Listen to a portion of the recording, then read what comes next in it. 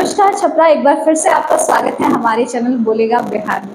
जैसा कि आज रविवार है और आप सभी जानते हैं कि हर रविवार को हम लेके आते हैं अपना बेहद एक खास शो, उसका नाम है बोलिए जनाब। आप सभी जानते हैं कि ये जो हमारी श्रृंखला चल रही है वो साहित्य समागम की श्रृंखला चल रही है और हम हर रविवार को एक नए साहित्य सेवी से आपको मिलवाते हैं। इसी क्रम में आज हम फिर एक साहित्य सेवी को लेकर यहाँ पर उपस्थित हो गए हैं जिनका नाम है रवि भूषण हसमुख। तो आइए मिलते हैं आज के हमारे इस साहित्य सेवी, साहित्य प्रेमी से जिनका नाम है रवि भूषण हसमुख जी। सबसे पहले तो रवि भूषण जी, आपका हमारे शो में बहुत बहुत स्वागत है। आप सबको भी बहुत बहुत धन्यवाद और सभी दर्शकों का मेरा प्रणाम। अच्छा रवि भूषण जी, सबसे पहला मेरा सवाल आपके नाम से ही जुड़ा हुआ है जी। आपका नाम है रवि भूषण हसमुख जी। आमतौर पे ऐसे जो टाइटल्स या यूं कहूँ कि इस तरीके की जो नाम है, ये मुझे टाइटल्स तो नहीं लगते, ये मुझे लगता है कि उपाधि है। तो ये उपाधि है हसमुख आपके नाम के साथ? नहीं, यह पूरा का पूरा नाम है। रवि का मतलब सूर्य होता है और रवि भूषण का मतलब सूर्य का गाना। ये सीधी सीधी बात है। और यह मेरे बचपन में पड़ोस के जो मेरे रिश्ते में तो लगते थे पुत्र, लेकिन उन्होंने मेरा नाम दिया और उन्हीं का रखा हुआ नाम है। रवि भूषण प्रसाद ऐसे सर्टिफिकेट नाम है। बाद में मैंने हसमुख उपनाम जोड़ लिया। अच्छा। कविता के क्षेत्र में जैसे दिनकर, निराला, ये लोग ऐसे रूप से जाने जाते हैं, उसी तरह से हसमुख मेरा उपनाम है। इसलिए बहुत अच्छी बात है, वाकई बहुत यूनिक भी नाम है हसमुख। एक और मैं क्वेश्चन पूछना चाहूँगी आपसे कि आप अभी वर्तमान समय में क्या कर रहे हैं? वर्तमान समय में अभी मैं शिक्षण का कार्य करता हूँ। यहाँ चर्चित एसडीएस इंटर कॉलेज है, तो वहीं पर मैं साहित्य पढ़ाता हूँ, हिंदी पढ़ाता हूँ। चलिए, आमतौर पर बहुत कम ही लोग देखने को मिलते हैं जो आजकल हिंदी में रुचि ले रहे हैं, और आपके साथ तो बहुत अच्छी बात है कि आप हिंदी में रुचि लेकर साहित्य के क्षेत्र में अपना काम और अपनी भूमिका अदा कर रहे हैं। बहुत अच्छी बात है। ये जो आपका साहित्य की तरफ जो आगमन हुआ, ये आप शुरू से ही साहित्य की तरफ आपका रुख था या फिर कोई ऐसा मोमेंट आया जब आपको लगा कि नहीं मैं भी ये काम कर सकता हूँ? नहीं, यह तो प्राकृतिक देन है। जितने भी संसार में कभी कभी हुए, शायर हुए, तो यह एक प्रकृति प्रदत्त विधा है और प्रकृति प्रदत्त विधा के रूप में ही मुझे प्राप्त हुआ। मैट्रिक तक मैं कुछ नहीं जानता था कि ये कविता क्या होती है, या कविता मैं पढ़ता था लेकिन कभी होऊंगा यह मैं नहीं जानता था। उसके बाद से माँ की स्मृति से ही यह प्रेरणा जगी और उसके बाद से मेरी पहली कविता का शीर्षक है माँ की स्मृति।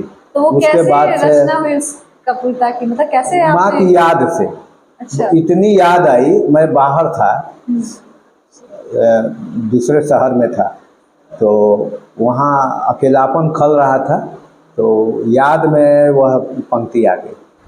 अच्छा, तो मतलब तब आपको लगा पहली बार कि नहीं आप भी ये कविता हो सकता है, हो सकती है। हाँ, कविता हो सकती है या लाइन।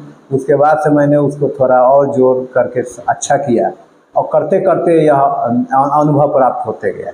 चलिए, बहुत अच्छी बात है कि अब बहुत कम लोग ऐसा कर पाते हैं कि आपकी जो पहली कविता वो आपके माँ के लिए हो। बहुत अच्छी बात है कि आपने अपनी पहली कविता अपने माँ के लिए लिखी। एक चीज़ और मैं पूछना चाहूँगी, जब आपके घर वालों को, जैसे आमतौर पर हम देखते हैं कि इस क्षेत्र में ज़्यादा फैमिली रुचि नहीं लेती, तो आपकी जब फैमिली को ये बात पता चली कि आप साहित्य में रुचि लेने लगे हैं, शायरा या कविताएं लिख रहे हैं, तो उनकी क्या प्रतिक्रिया थी इस पर? नहीं, खुश रहते हैं। हालांकि कभी कभी तनाव भी मिलती है कि असमय कभी भी मैं व्यस्त हो जाता था पहले, घर के कामों को तिलांजलि दे के, और कहीं से अगर उस समय ललक थी ये कि लोग मुझे जाने, लोग मुझे सुने, मैं और नई बात लिखूं, तो कहीं से बुलावा आता था कहीं काव्य पाठ करने के लिए, तो सारे कामों को मैं छोड़ करके अब उसमें लग जाता था। उससे घर का कुछ काम भी बिगड़ जाता था, इसलिए हम कभी कभी परिवार में कोपभाजन के शिकार होते रहे। हाँ, ये आमतौर पर हमें सुनने को मिलता है। जी। खैर, ये बातों का दौर तो चलता रहेगा और हम आपसे और भी बातें करेंगे, लेकिन पहले मैं चाहूंगी कि आपकी जो कविताएं हैं वो अपने दर्शकों को सुनाएं। तो अगर कोई कविता आपको याद हो तो जरूर पेश कीजिए जी, उसको। कविताओं की तो श्रृंखला बहुत लंबी है, लेकिन 4 पंक्तियों में मैं यह कह दूँ, एक मुक्तक मैं जी। सुनाना चाहता हूँ कि बहुत साल पहले मैंने लिखा था कि पेट भरने पर गीत गाता हूँ, वाह वाह। पेट भरने पर गीत गाता हूँ, रोटी की शक्ल में कविता चबाता हूँ।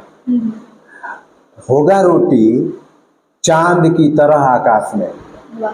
होगा रोटी चांद की तरह आकाश में, मैं तो रोज धरती पर चांद उगाता हूँ। वाह वाह, मैं क्या तो रोज बात है। धरती पर चांद उगाता हूँ। एक और तब पेश कीजिए, बहुत अच्छी कविता थी। एक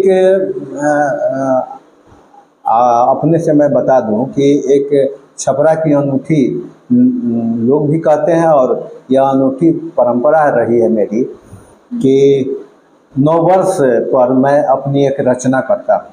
अच्छा अच्छा। और उस रचना को मैं छपवाता हूँ और छपवा करके शहर में अपने मित्रों में, अपने परिचितों में बांटता हूँ और सेलिब्रेट करता हूँ 9 वर्ष अपनी कविताओं के साथ। कविताओं के साथ। मैं एक कविता की पंक्ति सुना रहा हूँ, ये सन 2006 की है। बिल्कुल बिल्कुल पेश कीजिए। देखो निहारता हूँ धरा के श्रृंगार को, वाह। देखो निहारता हूँ धरा के श्रृंगार को, 9 वर्ष ने झंकृत किया है मन के तार को। क्या बात है।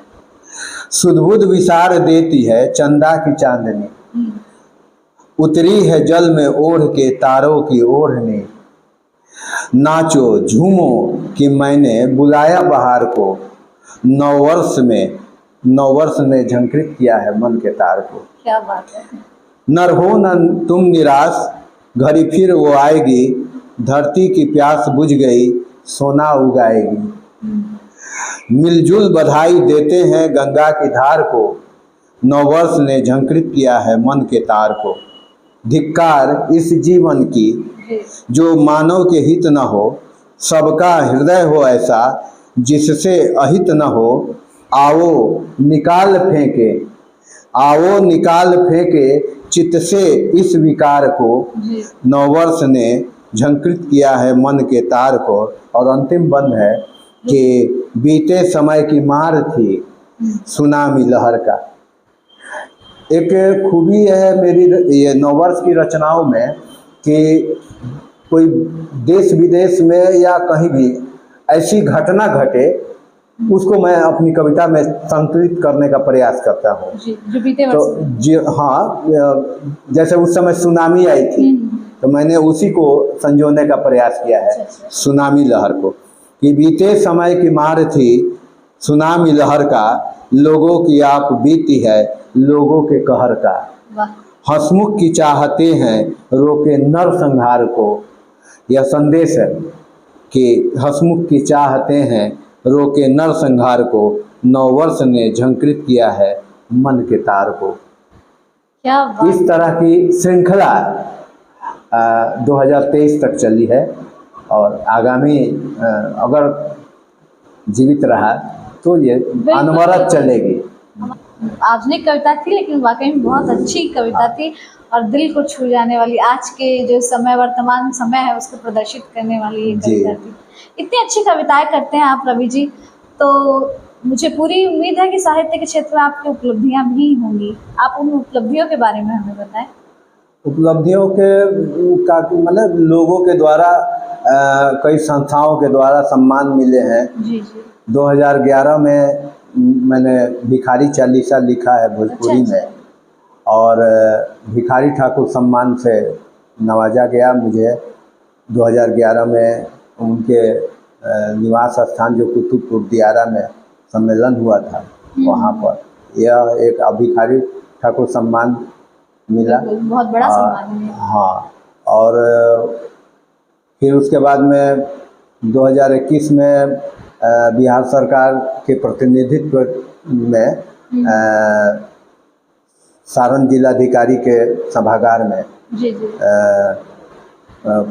फरोगे उर्दू की सेवा के लिए सम्मान मिला। बहुत अच्छी बात है। और इस तरह से और कई सम्मान मिलते रहते हैं। बिल्कुल, हमारी ऐसी ही शुभकामनाएं हैं आपके साथ कि आप ऐसी ही कविताएं रचते रहें और ढेर सारे सम्मान आपको ऐसे ही मिलते रहें जी। और आप हमारे साथ जुड़े रहें। अब तो ये खैर आपके बारे में बातें होगी, थोड़ी समाज के बारे में बातें करते हैं। रवि जी, हमारा एक इस शो में कॉमन क्वेश्चन होता है कि आज के समाज में कवियों की क्या स्थिति है? क्योंकि हमने मतलब बहुत सारे लोगों से पूछा, कुछ कहते हैं कि काफ़ी दयनीय स्थिति हो गई, कुछ कहते हैं कि नहीं थोड़ी बहुत सुधार हुई है। तो मतलब आपका इस पे क्या पॉइंट ऑफ व्यू है, क्या मानना है? लोगों का कहना उचित है। एक समय था जब हमारे गुरुवर डॉक्टर विश्वरंजन, वो 5 भाषा के जानकार थे जी। अंग्रेजी के प्राध्यापक थे गंगा सिंह महाविद्यालय में, और मेरा सौभाग्य था कि वहाँ पर 3 कवियों के बीच में रहा। जी। मेरे गुरुवर लोग जो अपनी अपनी विषय की पढ़ाई कराते हुए भी और कविता में रुचि रखते थे, लिखते थे सुंदर। जी। तो हमारे गुरुवर की एक संस्था चलती थी चर्चना, जी। और चर्चना के तहत बहुत सारे लोग जुड़े, और समझिए कि चर्चना का एक तरह से मैं प्रतिनिधित्व कर रहा हूँ। हाँ, तो उनमें तो उस समय कविता का बहुत अच्छा माहौल था, लेकिन धीरे धीरे अब कविता के प्रति लोगों का रुझान कम होता गया है, और नई पौध में एक आध देखने को मिलता भी है। तो आपने जैसे चर्चा की थी कि वही गद्यात्मक कविता की ओर ज़्यादा लोग मुखर हो रहे हैं, उसी को समझते हैं कि यह बहुत बड़ी कविता है और मैं बहुत अच्छा लिख रहा हूँ, पर यह उनकी भूल है। लिखें, उस विधा में भी लिखी जाती है, मैंने अभी सुनाया भी सत्यमेव जयते, लेकिन उसकी बारीकियों को ध्यान में रखें और तुकांत कविताओं की तरफ भी अपना रुझान करें। इसकी कमी हो गई है समाज में, और जो बड़े बड़े या छोटे छोटे आयोजन कवि गोष्ठियाँ हुआ करती थी, उसकी कमी आ गई है। जी हाँ, ये बिल्कुल सही है। हाँ, पहले हम लोग हर सप्ताह साप्ताहिक रूप से या फिर पाक्षिक रूप से या फिर मासिक रूप से या फिर साल में 2-3 बार आयोजन होते थे, तो एक नई ऊर्जा मिलती थी कि अरे अब तो मैंने ये सुना दिया है, तो हाँ कोई नई रचना करे, तो उससे वो आदमी ऊर्जावान होता था। अब लगता है कि हम मर से गए, क्योंकि हमको बहुत खुशी हो रही है कि आपने मुझे याद किया और एक अवसर दिया, तो यह भी मुझे और आगे कुछ कहने के लिए प्रेरित करेगा। बिल्कुल, हमारी पूरी उम्मीदें और पूरी आशाएं हैं और पूरी शुभकामनाएं हैं आपके साथ, और ये आपके लिए नहीं, हमारे लिए गौरव की बात है कि हम आप जैसे इतने प्रतिष्ठित और इतने श्रेष्ठ लोगों का हम इंटरव्यू या उनके साक्षात्कार ले रहे हैं। ये हमारे लिए गौरव की बात है, आपके लिए नहीं। इसके लिए आभार। एक लास्ट क्वेश्चन मैं पूछना चाहूँगी आपसे कि आप जो हमारे आज के कवि हैं, उनको आप क्या संदेश देना चाहते हैं हमारे चैनल के माध्यम से? हम संदेश यही देना चाहेंगे कि हमारे जितने भी दर्शक हमारे इस प्रोग्राम को देख रहे हैं, तो हम चाहेंगे कि नवयुवक नवयुवतियाँ अगर उनके दिलो दिमाग में कुछ करने की, कुछ लिखने की प्रेरणा जाग रही है, तो अपने आसपास के जो प्रतिष्ठित कवि हैं उनसे जुड़ने का प्रयास करें जी। और जुड़ करके और कविता के क्षेत्र की बारीकियों को सीखें और अपनी ऊर्जा को और इस क्षेत्र में, साहित्य के क्षेत्र में बढ़ाएं, तो ज़्यादा हो सकता है कि भविष्य में फिर पुरानी परंपरा जीवित हो जाए। काफ़ी अच्छी आपने लोगों से अपील की है जी। हाँ सुख जी, हम भी चाहते हैं कि आप इसी तरीके से हमेशा मुस्कुराते रहें, और काफ़ी आपकी हंसी भी बहुत प्यारी है, हमेशा ऐसे ही मुस्कुराते रहें आप, और ऐसी ही कविताएं भी रचते रहें। हमारी तरफ से बहुत सारी शुभकामनाएं हैं। हाँ। तो छपरा ये थे हमारे साथ आज के हमारे साहित्य प्रेमी हसमुख जी, जिनकी कविताएं और जिनसे बातें करके आपको बहुत अच्छा लगा होगा। इनकी कविताएं वाकई में बहुत भाव विभोर और दिल को छूने वाली थी। तो छपरा हमें दीजिए इजाज़त, हम मिलेंगे फिर आपसे अगले रविवार को एक नए साहित्य प्रेमी के साथ। तब तक के लिए आप देखते रहें हमारा चैनल बोलेगा बिहार। सबको मेरा प्रणाम।